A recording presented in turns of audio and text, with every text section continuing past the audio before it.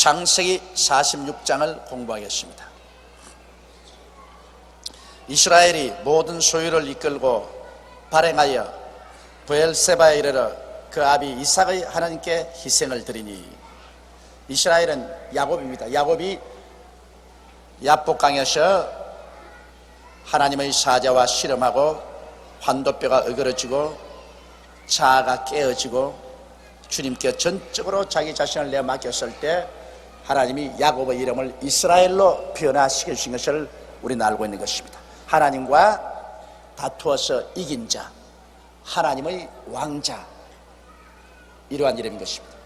내가 살았을 때는 하나님과 다투어서 지고, 내가 깨어지면 오히려 하나님과 다투어서 이긴 자가 되는 것입니다. 그래서 야곱이 이스라엘로 변화된 것입니다. 오늘날 우리도 필요한 것이 그거예요. 우리는 다 야곱입니다.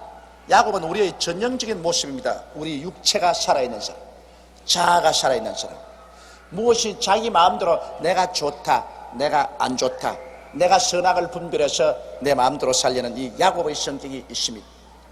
그러나 이 야곱이 깨어지고 난 다음 하나님이 좋다면 좋고 하나님이 나쁘다면 나쁘다, 무조건 하고 내가 좋다 하였다는 이것은 완전히 뿌려버려. 그래서 살든지 죽든지 흥하든지 망하든지 승하든지 쇠하든지 하나님만 따라갑니다. 이것이 이스라엘입니다. 그런데 여러분, 우리 가만히 가슴을 써놓고 보면 우리는 이스라엘이 된 것보다도 야곱이 너무너무 많아요. 그렇기 때문에 우리 생활에 고생이 사라지지 않은 것입니다. 어찌한지 야곱을 깨뜨려서 이스라엘로 만들어야 하나님이 설 수 있는 사람이 된 것입니다. 그래서 여러분, 환두뼈가 늘 우직근 하는 이유가 그 야곱을 깨뜨리려고 그렇게 하는 것입니다. 이 하나님에게 매를 맞고 깨어지지 말고 스스로 항복하는 사람이 되면 이 얼마나 지혜로운 사람인 것입니다.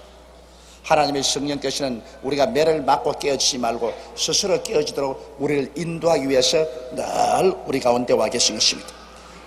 그런데 이 야곱은 이제 그때 이후로부터는 이스라엘이 됐습니다. 이제는 자기 인간의 생각으로 선악을 판단하지 않습니다. 하나님이 좋다면 좋고 하나님이 나쁘다면 나쁩니다. 그래서 그가 애굽으로 내려가기 전에, 자, 애굽으로 내려가는 것이 아버지의 뜻인지 아닌지를 알아야 되겠습니다. 그래서 이스라엘이 모든 소유를 이끌고 발행하여 바알세바에 이르러 그 아비 이삭의 하나님께 희생을 드린다는 것입니다. 그 아버지가 섬기던 하나님에게 희생을 드렸다는 것은 거기에 예배를 드리고 하나님의 뜻을 기다리는 것입니다. 이제는 참 야곱이 마음대로 안 합니다. 옛날엔 자기 마음대로 그냥 팥죽 한 그릇에 형의 장자 명분도 빼앗고 형의 옷을 입고 그냥 양털을 붙여가 형처럼 털 사람이 돼가지고서 형이 받을 장자의 축복도 자기가 다 빼앗고, 그리고 형이 죽이려고 하니 외아집으로 달아나고, 온갖 것 전부 다 자기 생각대로 다 했습니다. 자기가 좋은 대로, 자기가 나쁘다면 안 하고. 그러시나 이제는 야복 나루트에서 깨어진 이후로는 야곱은 이스라엘이 됐습니다. 이제는 하나님만 바라봅니다. 나를 바라보지 않고 하나님을 바라봐요. 여러분이 매일매일 살아갈 때 나를 바라보고 문제를 결정하면 야곱이 됩니다. 그러나 하나님을 쳐다보고 문제를 결정하면 이스라엘이 되는 것입니다. 세상 사람들은 나만 바라보는 것이 아닙니다. 세상 사람들은 나도 바라보고 땅도 바라봐요. 결정할 때 나도 바라보고 땅도 바라보는데, 우리 예수 믿는 사람은 나도 바라보지 말고, 물론 땅은 물론 바라보지 말고, 우리는 하나님을 바라보고 모든 문제를 결정해야만 되는 것입니다. 하나님이여, 하나님의 기쁘신 뜻이 어디 계십니까? 하나님이 좋아하시는 것 어디 있으며 하나님이 미워하는 것이 어디 있습니까? 하나님의 뜻을 받들겠습니다. 그래서 애굽으로 요셉이 아버지 오라고 했으니 육정으로야 단숨에 뛰어나라고 싶죠. 뭐 만사를 제껴놓고 아이고 죽었던 아들이 살아서 애굽의 국무총리가 되었다니, 이런 영광스러운 일이 어디 있느냐. 목동의 아들이 그 당시 세계 최대의 문명 국가인 애굽의 국무총리가 되었다니, 이야말로 단숨에 내려갈 일이죠. 그러나 이제는 야곱이 아닙니다. 이제는 이스라엘로서 그 아비 이삭의 하나님께 희생을 드려요. 아브라함의 하나님, 그 조부의 하나님, 그 아비 이삭의 하나님, 그다음 나중에는 야곱의 하나님인 것입니다. 그래서 그 아버지 이삭의 하나님께 희생을 드립니다. 왜 여기에다 그 아비 이삭의 하나님이라고 특별히 말했냐면, 여러분, 이삭은 하나도 없이 하나님이 아브라함을 통해서 다 준비해 놓은 것을 고스란히 상속으로 받았었습니다. 아브라함은 준비하는 하나님을 체험했습니다. 아브라함을 통해서 하나님은 가나안 복지를 준비하셨습니다. 이삭은 아버지 아브라함의 하나님이 준비해 놓은 것 그대로 받았었습니다. 그래서 이삭의 하나님이라는 것은 하나님이 우리를 위해서 예비하시는 그 하나님께 예배를 드렸다 하십니다. 하나님이 우리 일생을 위해서 예비하신다. 이삭의 하나님은 예비 하나님입니다. 야곱의 하나님은 우리를 연단하시는 하나님. 야곱은 하나님께 연단을 받아 깨어졌잖아요. 아브라함의 하나님은 준비하시는 하나님이고, 이삭의 하나님은 준비한 것을 선물로 이삭이 다 받았으니 선물을 주시는 하나님이고, 야곱의 하나님은 우리를 깨뜨려서 연단하시는 하나님이신 것입니다. 그래서 모든 아름다운 것을 선물로 주시는 그 이삭의 하나님께 희생을 드리고서 제물을 바치고 그리고 기다렸습니다. 여러분, 우리도 희생을 드릴 필요는 없습니다. 예수님이 우리 희생이 되었기 때문에 우리도 중대한 문제가 있으면 예수님이 십자가 앞에 나가서 예수 이름으로 하나님 앞에 기다려야 됩니다. 예수 이름으로 하나님께 기도하고 난 다음에 하나님 지혜가 성령으로 내게 가부간에 말씀해 주기 전에 우리는 움직이지 말아야 돼요. 하나님은 오늘날도 우리가 예수 그리스도 이름으로 하나님 앞에 기다리면 하나님은 좌우를 우리에게 분별하도록 해주시는 것입니다. 밤에 하나님의 이상 중에 이스라엘에게 나타나시고 불러 가라사대 야곱아 야곱아 하시는지라 야곱이 가로되 내가 여기 있나이다 하며, 그래 하나님께 제사를 드리고 기다리니까 밤에 하나님이 이상 중에 이스라엘에 나타나시고, 밤에 이상 중에 나타나는 것은 꿈에 나타났다 그 말인 것입니다. 하나님께 제사를 드리고 난 다음 그날 밤을 자는데 밤에 하나님이 꿈 중에 이스라엘에게 나타나시고 불러 가라사대 야곱아 야곱아 하시는지라 야곱이 가로되 내가 여기 있나이다. 오늘날도 여러분, 하나님께서 우리에게 꿈으로 말씀할 때가 참 많습니다. 꿈으로 말씀할 때가 많아요. 우리 성도들도 기도원에 가서 금식하고 기도하고 꿈으로 하나님께 응답을 잘 받아요. 원통하게도 오직 나만 꿈으로 응답을 못 받아요. 하나님이 오늘 날 불쌍히 여기서 오늘부터 꿈 좀 꾸게 해주면 좋겠어요. 근데 나는 꿈으로는 응답을 못 받는데 하나님께 엎드려 기도하면 뱃속에서 하나님이 성령이 가르쳐 주셔요. 이 뱃속에서 하나님이 기쁘면 기쁘다, 슬프면 슬프다, 안 되면 안 된다, 꾸짖으면 꾸짖는다. 이 뱃속에서부터 하나님의 지혜가 넘쳐나와서 말씀을 머릿속에서 말씀하는 거죠. 그래서 하나님이 각 사람에게 말씀하시는데 각양각색이 있습니다. 근데 저는 좀처럼 꿈으로 말씀하니, 나는 꿈이 됐다가는 큰일 납니다. 왜냐하면 내가 가만히 지금까지 살아오면서 내가 꿈 꾼 것을 돌아보니까 내 꿈은 꼭 거꾸로 돼요. 내 꿈은 거꾸로 해석하면 틀림없이. 그러니까 그 꿈을 어떻게 믿어요? 그러므로 저는 저 자신의 꿈은 안 믿습니다만, 그러나 오늘날 또 하나님께서는 꿈으로 환상으로 사람들에게 말씀을 하시는데, 여기 구약시기에 보면 거의 하나님이 꿈으로 말씀을 하시고, 또 그렇지 않으면 실제적으로 천사가 눈에 보이게 나타나서 메시지를 전한 예가 많이 있습니다. 3절에 하나님이 가라사대 나는 하나님이라 내 아비의 하나님이니 애굽으로 내려가기를 두려워 말라. 내가 거기서 너로 큰 민족을 이르게 하리라. 하나님께로부터 레마를 받았습니다. 할렐루야. 레마를 받았습니다. 그러니 하나님께 직접 이 레마를 받은, 레마라는 것은 하나님의 뜻을 그 당시에 직접으로 보여주는 것 레마인데, 성경에 기록해서 옛날에 말씀한 것이 아니고 지금 그 말씀으로 내게 가르쳐 주는 것이 레마인데, 이 레마를 받으면 그 믿음이 생겨요. 믿음은 들음에서 나며 들음은 그리스도의 말씀으로 말한다고. 그리스도의 말씀을 지금 들어서 레마가, 지금 듣는 말씀이 레마예요.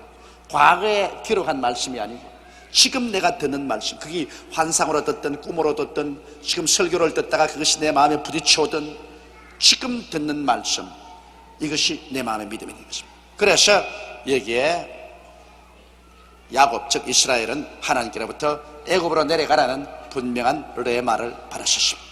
우리도 무엇을 한지 레마를 받고 일을 해야 된다. 레마를 받고 일을 하면 믿음으로 일할 수 있는 것입니다. 레마를 받지 않고 일을 하면 믿음으로 일하지 못하게 되는 것입니다. 그러니 이제 야곱은 애굽으로 내려가는 것을 두려워할 필요가 없습니다. 하나님께서는 이제 허락받았습니다. 옛날 그의 조부 아브라함은 애굽으로 내려가려는 하나님의 레마도 안 주었는데 그 아내와 조카를 데리고 애굽으로 내려갔다가 비극을 만나서 그 아내를 바로에게 시집을 보내는 비극을 맞았습니다. 그건 하나님이 가라고 안 했는데 자기가 갔기 때문에 그래요. 그러나 이번에는 하나님이 야곱에게는 내려가라, 두려워하지 말고 내려가라. 하나님이 내려가는데 뭐 이제 믿음이 딱 생겼습니다. 내가 너로 큰 민족을 이루게 하리라. 그 다음 4절에 내가 너와 함께 애굽으로 내려가겠고 정녕 너를 인도하여 다시 올라올 것이며 요셉이 그 손으로 내 눈을 감기리라 하시느니라. 하나님의 레마를 받고 우리가 일을 하면 하나님이 함께 해 주시는 것입니다. 내가 너와 함께 애굽으로 내려가겠다 했으면 하나님이 같이 하겠다 그 말씀인 것입니다.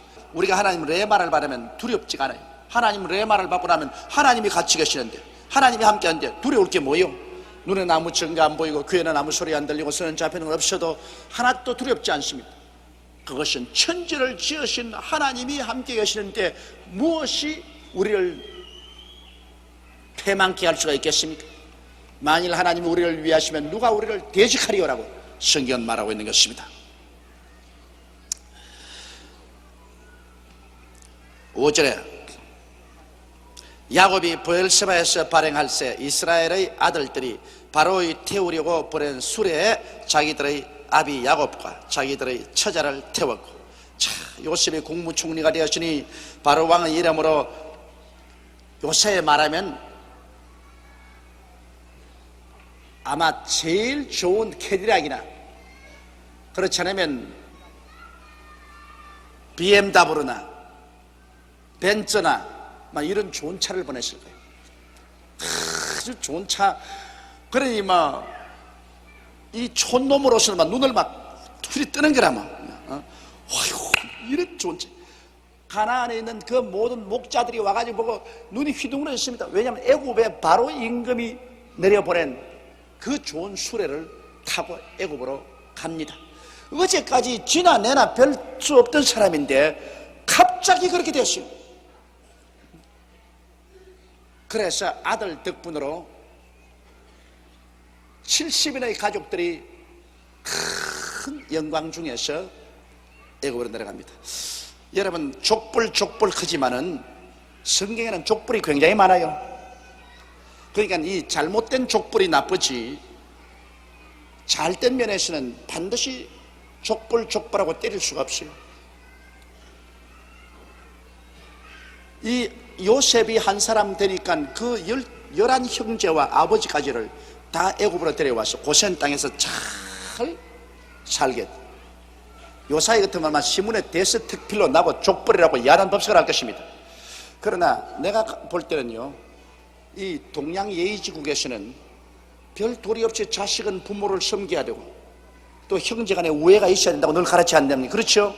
부모 섬기고 형제간에 우애 있으라 그러는데 인간이니까 한 사람이 형제간 중에 잘 살게 되면 부모 모셔야 되고 못 사는 형제들 다 곁에 갖다 놓고 난 다음에 밥 먹고 살게 해야 되고, 그러니 자연적으로 족불이 되는 것입니다. 그 도만 넘치지 아니하면 족불도 괜찮은 겁니다. 도가 넘치니까 문제지. 이스라엘을 애굽에서 이끌어낼 때 족불이 이끌어냈습니다. 모세와 아론과 미리암 세 형제가 아니에요. 모세는 동생이고 아론은 형님이고 누님은 미리암이고, 모세는 선지자고 아론은 제사장이고 누님도 미리암도 제사장이었습니다. 요사이식으로 족불로 때려버리시면 이스라엘 애굽에서 나오지도 못했어요. 우리가 사도들도 보면은 사도들도 형제들이요. 베드로와 안드레는 형제들, 야고보와 요한도 형제들이요. 예수님이 승천하고 난 다음 예루살렘 총회 회장인 야고보는 예수님이 동생 야고보입니다. 그리고 그 다음 유다서를 쓴 기자는 바로 예수님의 육으로 동생 유다입니다. 예수님의 친동생 둘이가 그 당시에 초대교회의 가장 중심적인 역할에서 이끌어갔습니다. 초대교회 총회장이 바로 예수님의 친동생인 야곱이 예루살렘 총회예요. 그 야곱이 얼마나 기도를 많이 했던지 나중에 그가 순교를 당하고 난 다음 몸을 시체를 관에 넣으려고 하니까 그 무릎이 약대 무릎 같이 됐더라 하십니다. 얼마나 오래 꿇어 앉아 기도를 했던지 무릎이 약대 무릎 같이 됐더라. 그들은 한 성령으로 태어났지만은 그러나 한 형제로 자랐습니다. 나중에 오순절날 이후로 예수님이 하나님의 아들인 것을 인정하고 난 다음 그 친형제가 예수님을 하나님으로 섬기고 예루살렘 총회 총회장으로 했습니다. 그것도 아우 유다는 참 그 예수님을 열심히 섬기고 유다서까지 기록해서 전국에 신앙의 격려를 했습니다. 이러므로 반드시 여러분 이 형제가 늘 서로 돌본다고 해서 나쁜 게 아닙니다. 무조건 하고 자꾸 나쁘다고 하면 우리 한국 동양 예의지국이 어떻게 되면 그러면 부모도 멀리해버리고 형제도 다 멀리해버리고 이제 내 혼자만 산다. 남이가 죽든 말든 이러면 이건 더 나빠지는 것입니다. 더 나빠져요. 그러니까 도를 넘치지 마라. 정의를 저버리고 사리사욕에 취하지 마라.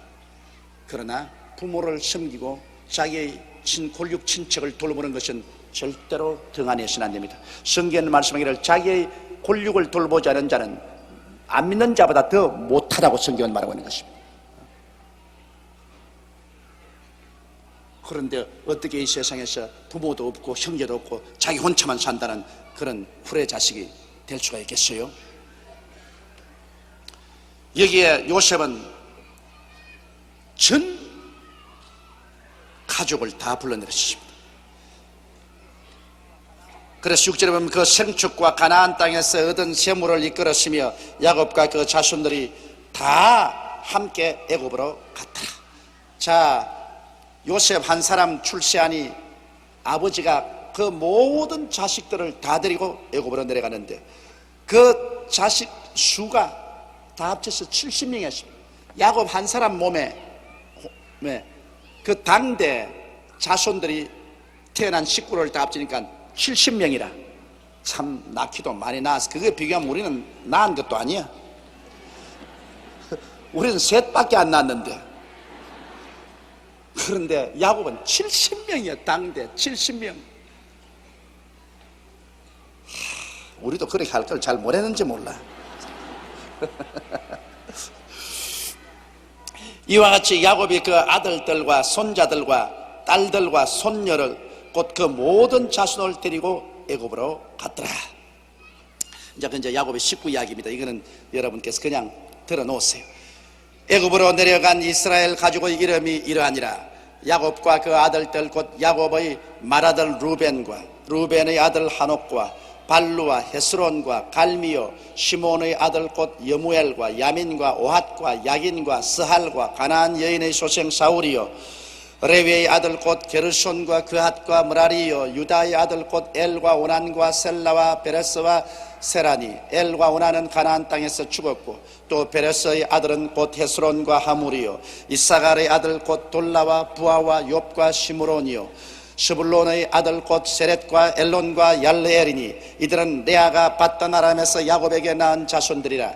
그 딸 디나를 합하여 남자와 여자가 33명이며 가스의 아들 곧 시본과 학기와 수니와 에스본과 에리와 아로디와 아렐리오 아셀의 아들 곧 임나와 이스아와 이스비아와 이름도 힘들기도 하다.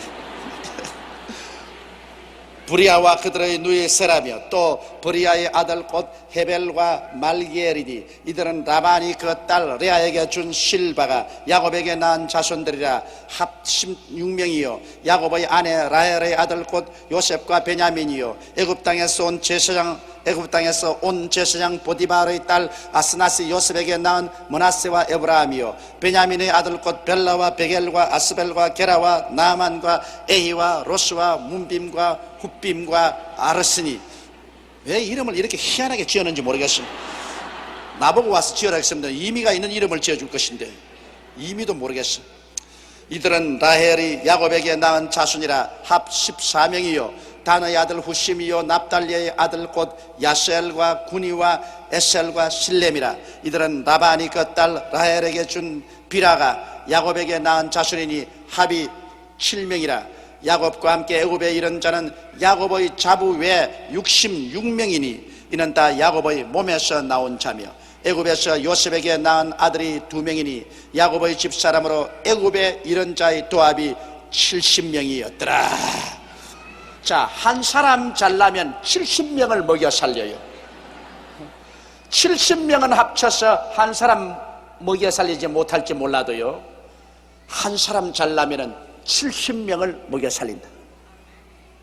그래서 옛날에는 결사적으로 자손을 많이 낳으려고 한 것은 그놈들 중에 누가 한 사람 잘난 놈이 나올지 모르기 때문에 막 7명이고 8명이고 10명이고 막 낳아본다고.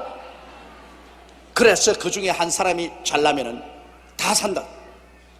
내가 옛날 부산에서 평신할 때 리처드 목사님이라고, 우리 교회 목사님은 절대로 산하제한 반대를 했습니다. 그 산하제한 반대하는 이유를 언제나 들어 말하기를, 세계를 변화시킨 감리교 창설자인 요한 웨슬레 어머니 수산나 웨슬레가 20명을 낳았어요. 20명을 낳았는데 요한 웨슬레가 그 중에 몇째냐? 18째인가 그렇게 돼요. 그러니 하는 말이, 만일 요한 웨슬레 어머니가 산하제한을 했더라면, 한 11명 놓고 산하제한을 했더라면 요한 웨슬레는 못 태어날 것이요, 그랬다면 영국은 그 거대한 성령운동으로 산업혁명 때 영국은 피를 흘리지 않고 민주화가 됐습니다. 요한 웨슬레의 복음 전거 때문에. 그리고 온 세계가 감리교, 그 감리교에서 또 성결교, 구세군 운동이 다 요한 웨슬레 운동에서 나왔습니다. 감리교나 성결교나 구세군 그 신학적인 배경이 다 요한 웨슬레 운동인데, 그 요한 웨슬레가 만약 안 태어나시면 이 세계 여러분 감리교나 성결교나 구세군이나 이 운동을 통해서 얼마나 많은 사람이 구원받았습니까? 그래서 우리가 리처드 목사님 말이, 나는 절대로 산하제한 반대한다. 20명이고 30명이고 나는 대로 나라. 그 중에 어느 놈 한 놈이 잘난 놈이 생겨날지 모른다.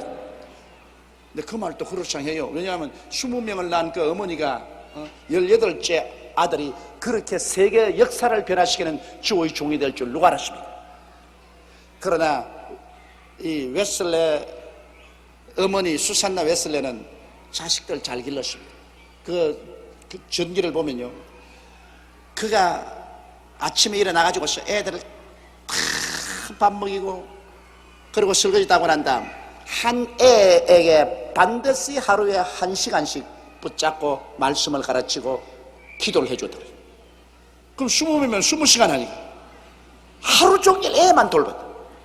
그 어머니가 얼마나 열성적으로 애들을 종교적으로 가르쳤던지, 애들 한 사람 한 사람을 붙들어서 성경을 가르치고 기도해주고 성경을 가르치고 기도해주고. 그래서 그 20명의 아들 중에 요한 웨슬레하고 찰스 웨슬레 두 사람이 일어나가지고 세계를 뒤흔들어 버렸습니다. 이러므로 많은 형제간 중에서는 그 잘난 놈도 생겨나게 돼요.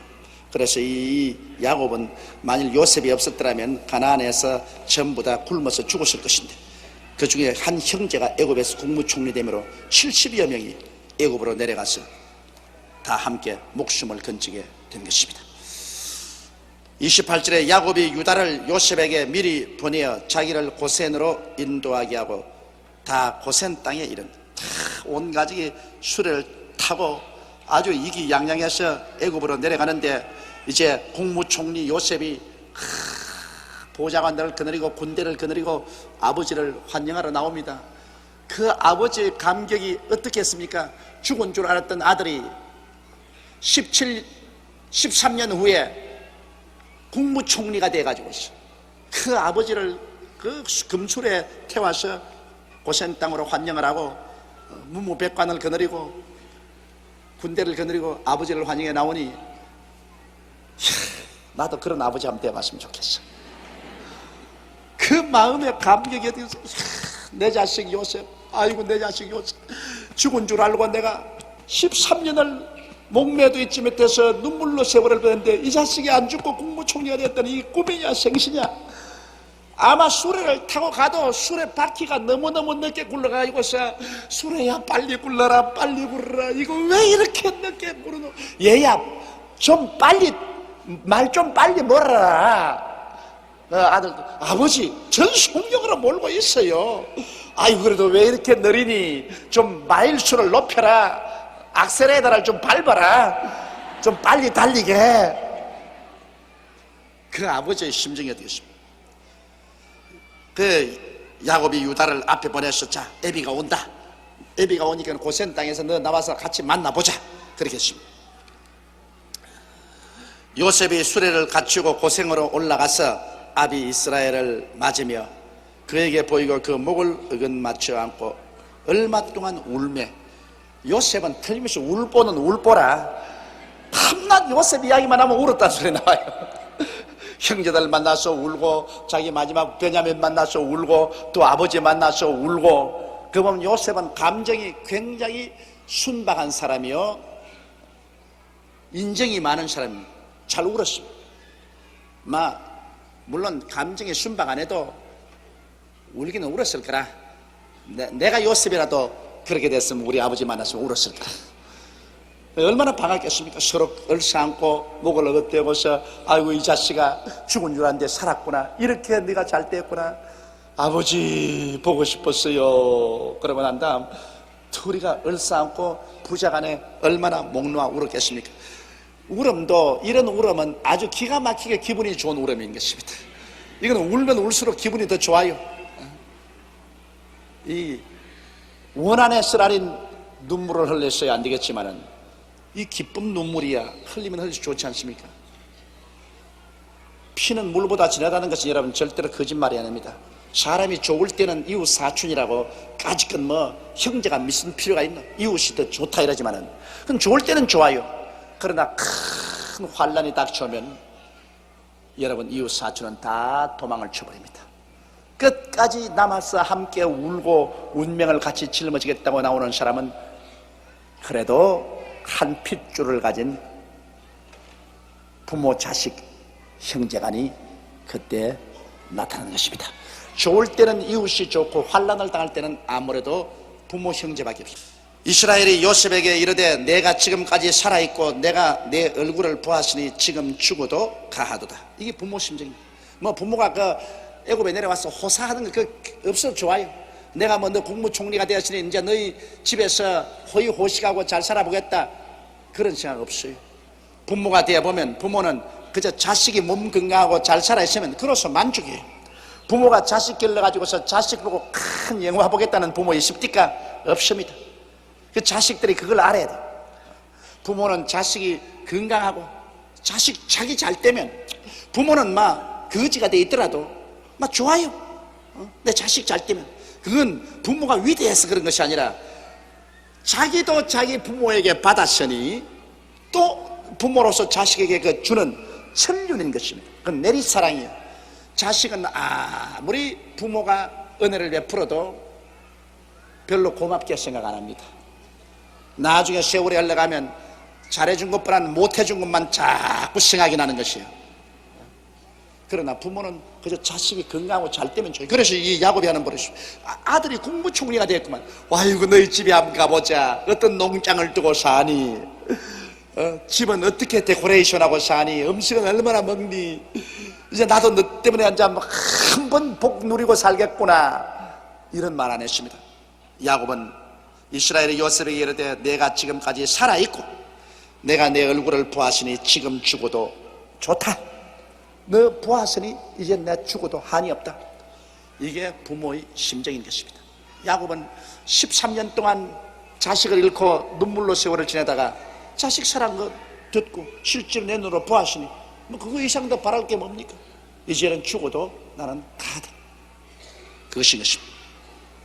이게 부모님이 자식을 사랑하는 것입니다. 그렇기 때문에 하나님이 세상을 이처럼 사랑하사 독생자를 주셨으니.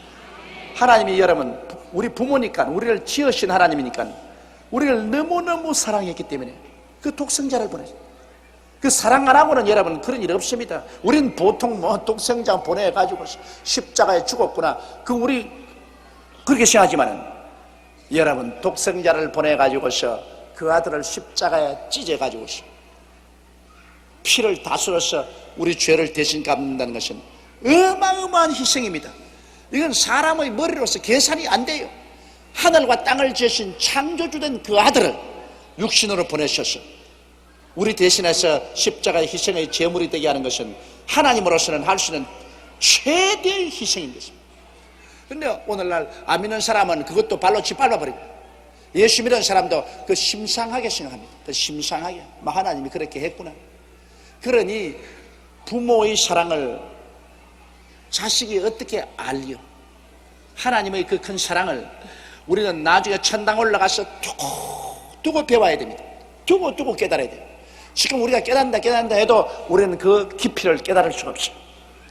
만일 그렇게 해서 우리 죄를 안 세웠으면 인생들은, 이것은 죄 가운데 태어나서 죄를 먹고 마시며 사는 인생이 스스로 의로운 행동은 못하기 때문에 하나님의 어려운 심판 앞에 벌을 받아서 모두 다 불과 유황으로 타는 못에 참여하고 말, 다 불과 유황으로 타는 못에 떨어져서 세세 뭉도록 불탈 것이다. 그 아들 예수를 통해서 값없이 믿기만 하면 믿음을 통해서 죄를 다 용서하고 구원해 주신 그 은혜가 얼마나 큽니까? 용서받고 난 다음에는 비로소 성령의 능력으로 나날이 성결된 삶을 우리는 살아가게 되는 것입니다. 이러므로 하나님의 사랑을 우리가 깊이 깨달아야 되는 것입니다. 요셉이 그 형들과 아비의 권속에게 이르되, 내가 올라가서 바로에게 고하여 이르기를, 가나안 땅에 있던 내 형들과 내 아비의 권속이 내게 왔는데 그들은 목자라 목축으로 업을 삼음으로 그 양과 소와 모든 소유를 이끌고 왔나이다 하리니, 바로가 당신들을 불러서 너희의 업이 무엇이냐 묻거든 당신들은 고하기를, 주의 종들은 어렸을 때부터 지금까지 목축하는 자유인데 우리와 우리 선조가 다 그러하니이다 하소서. 애굽 사람은 다 목축을 가증히 여기나니 당신들이 고센 땅에 거하게 되리이다. 애굽 사람들은 제일 천한 직업을 목축 직업으로 했습니다. 애굽은 원래 일찌감치 나일 강변에서부터 시작해서 농경이 발달되어서 농사를 짓고 사는 민족입니다. 그리고 장사를 해먹고 사는 민족인데, 그 애굽 사람이 가장 천하게 여기는 것은 이 목축을 하고 짐승을 길러먹고 사는 사람을 가장 천하게 여기셨습니다. 우리 한국에도 옛날에 그렇지 않습니까?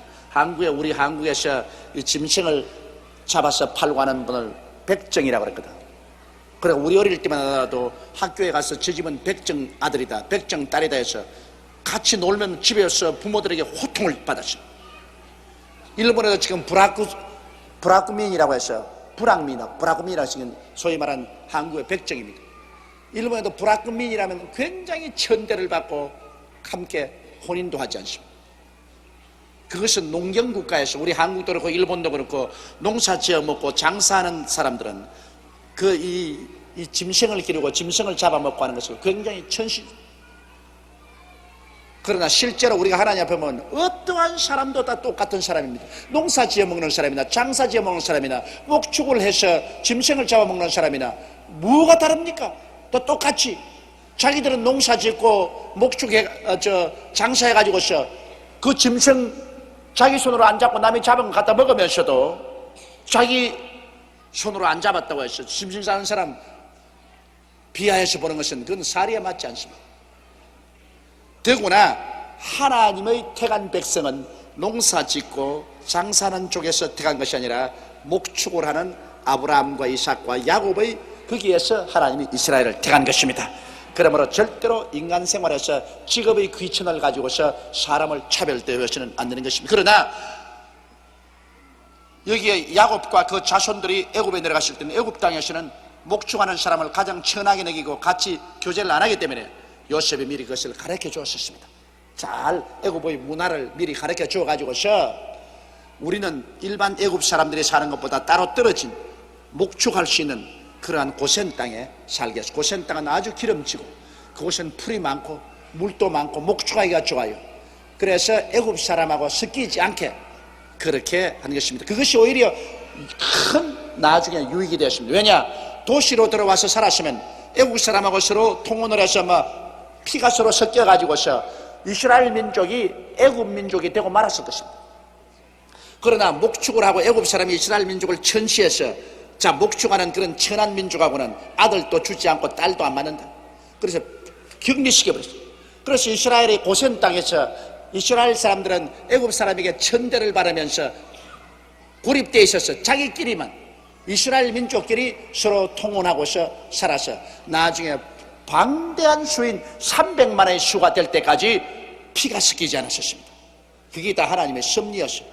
천시를 하고 멸시를 하고 그들을 분리시킨 것이 하나님의 섭리로서 하나님의 선민으로 애굽 사람들과 피가 섞이지 아니하고 그 순수한 혈통을 유지할 수가 있었던 것입니다.